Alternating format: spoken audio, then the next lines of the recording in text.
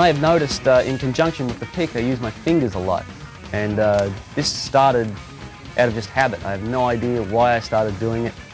I noticed one day, I guess I've been playing for about 3 years, and I noticed one day that this middle finger here decided to work in conjunction with the pick for some reason, and I have no idea why, but I just decided to go with it. I've always adopted that sort of approach, like, if it happens, and don't fight it. So later on, I took classical guitar lessons for about a year, and that could have influenced the development of the other fingers coming into play. So I think it was probably from doing things like this with classical playing, like, and when I would naturally pick up an electric guitar again, I'd start, so I'd play the same thing, but I'd have to use like the last 3 fingers on my hand in conjunction with the pick instead of the thumb and the first 3 fingers. So I sort of kept doing it out of habit, and then a few years later I decided to actually explore it a little bit further, because I noticed some licks were creeping into my playing utilizing this technique, and I thought, well, you know, it's there, I might as well explore it. And what I didn't realize, it was actually an incredible turning point for me, because remember how I said with legato you tend to think this way all the time. Consequently, I had no arpeggio ideas at all, pretty much, because I had my lack of picking ability, I think, hampered my thought process for any sort of cross picking or anything like that. So I just kept trying to stack everything on strings, thinking this way. If I ever did an arpeggio, like if someone ever played, I'd try and play it like I'd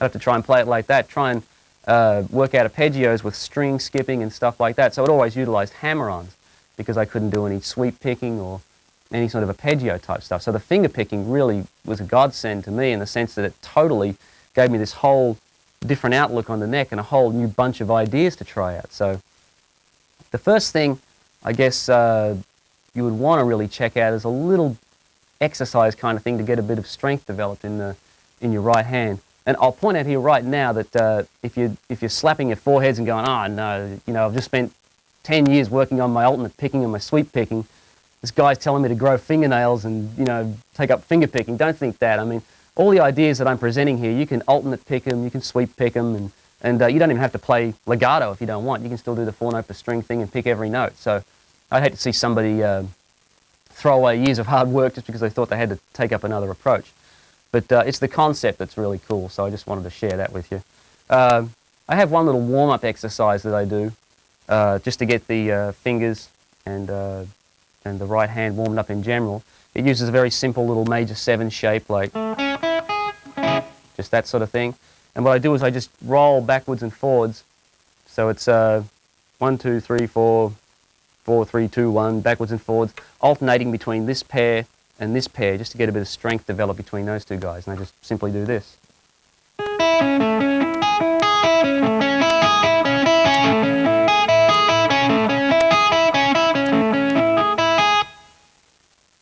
Okay, so I guess you've probably seen from that extreme close-up, I have slight fingernails. They go slightly past the flesh of the finger. It's no big deal. You don't really have to, you know, get that hardcore about growing your fingernails or anything. I keep them filed pretty short so they don't get in the way of everything. And it's actually part of the smooth sort of percussive nature of this technique. Part of it lies in the fact that it's the flesh of the finger that hits the string first, and then the nail follows through. You can sort of hear it.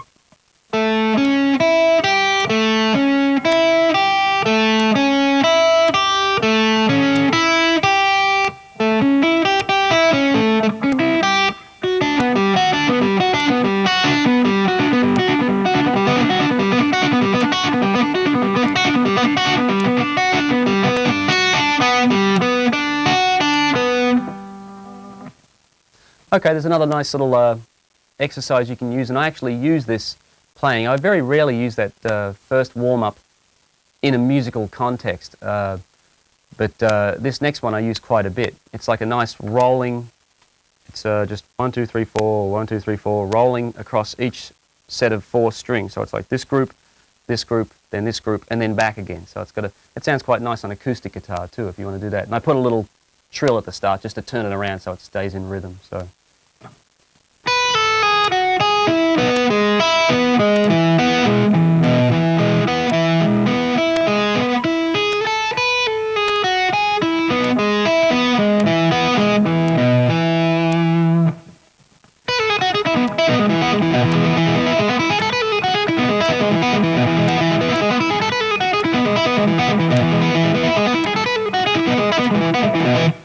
Okay, so some of the initial simple ideas that I came up with from this technique were actually based around our little friend, the major 7 arpeggio, the little or chord, I guess.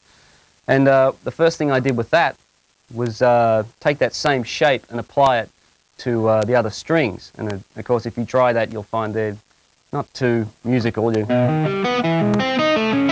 know, I have no real desire for a thing like that. I want to have something that's going to make music. So what I did was I worked out a way to play that on those groups of strings while still being musical, and this is it.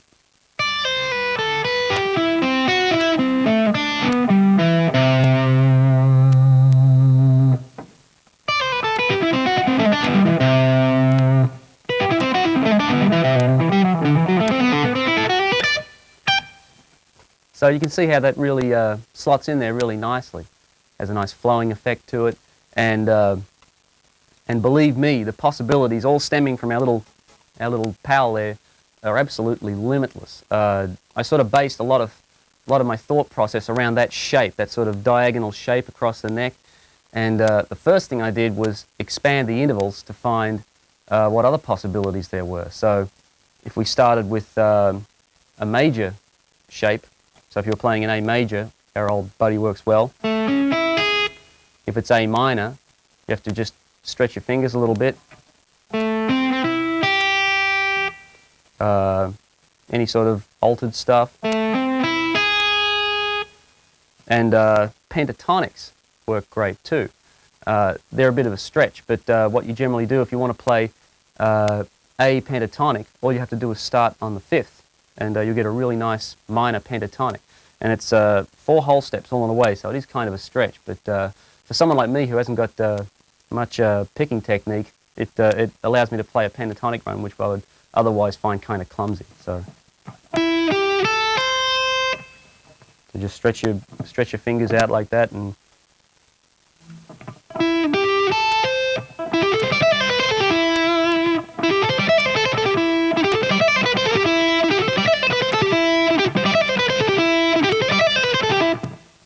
when you incorporate the major 7 idea with that, you get a really nice ascending pattern. And all you have to do is tag it with a little slur on each string. It'll be either the 1st string or the 4th string, and you can continue on up the neck, and you'll hear it.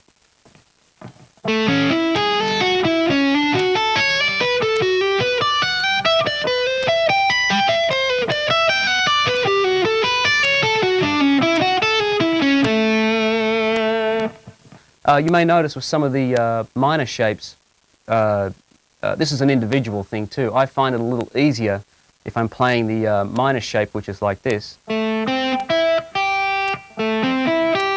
I find it easier to bar the 2 strings, the 2nd and 3rd string, with my 2nd finger, rather than trying to play it with the 2nd and 3rd finger.